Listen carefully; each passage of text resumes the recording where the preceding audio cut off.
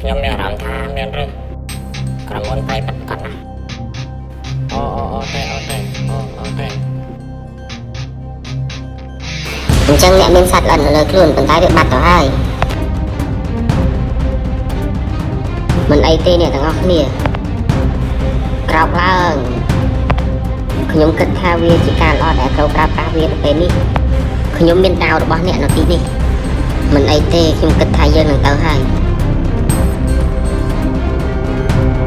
ត្រូវប្រកាសថាបានតែសម្រួលថាដាក់វាចូលទៅក្នុងចរន្តឈាម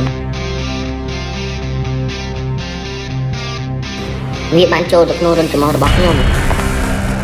អ្នកមិនបានដឹងថានេះជាអ្វីទេមិនអីទេខ្ញុំមិនអាចគិតឆ្លងកាត់ចរន្តឈាមទាំងមូលបានទេយ៉ាងណាមិញខួរក្បាលមានទំហំប៉ុនប្រត់ល្ងមួយវាពិតជាត្រូវបានសម្រាប់សម្រួលដោយបុរសទំហំផ្លែល្ងមួយខ្ញុំចង់និយាយថាបំភ្លេចរឿងលីលានេះចោលទៅគ្រាន់តែចង់បិទចំណុចចាប់អារម្មណ៍ដំបូងនៅទីនេះដើម្បីកុំឲ្យយើងអាចទៅបានទេកុំតែអ្វីនៅចិត្តមាត់ដែលមិនអាចតាក់ទងការចាប់អារម្មណ៍មកកាន់យើងបានតែមិនបានឃើញថាយើងបានទាញចំណាប់អារម្មណ៍របស់សត្វដៃនៅសើវិកលចរិតដែលបានបញ្ញាគួរទេខ្ញុំគិតថា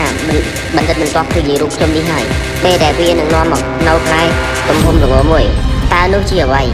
វាគឺជាផ្លែល្ងមួយហើយធ្វើបាបខ្ញុំទៅមិនសម្លាញ់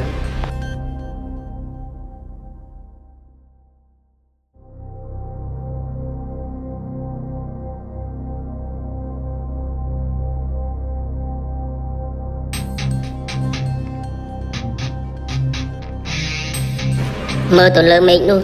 គឺជាសត្វស្លាប់ឬក៏ជាគោក្បាលទេយកខ្ញុំចូលទៅទីនោះពួកគេផ្លាស់ប្ដូរហើយចូលទៅក្នុងផ្ទះវិញដាមយើងសិតនៅលើភ្លៀងហើយចូលនិយាយថាលុយមិនមែនជារឿងសំខាន់ទេក្លឹបរំលោតដោយបង្គានៅទីនេះជីទូកកំងឲ្យខ្ញុំមួយដុំទៀត